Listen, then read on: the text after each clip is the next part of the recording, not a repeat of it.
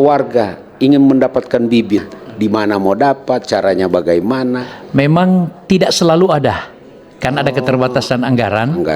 Jadi kami hanya menunggu kalau ada kegiatan pengadaan bibit. Kalaupun ada, kami harus menyampaikan pertama kepada rekan-rekan yang membawahi wilayah, koordinator kecamatan dan penyuluh yang ada di kelurahan, untuk menginformasikan kepada masyarakat, khususnya kepada kelompok-kelompok yang betul-betul bergelut di bidang pertanian, atau kepada kelurahan yang bertanggung jawab pada masyarakat yang memang siap untuk menerima. Ada kan yang cuma suka tapi tidak, ya ibaratnya dorang bikin rupa cuma tanaman hias lepas begitu.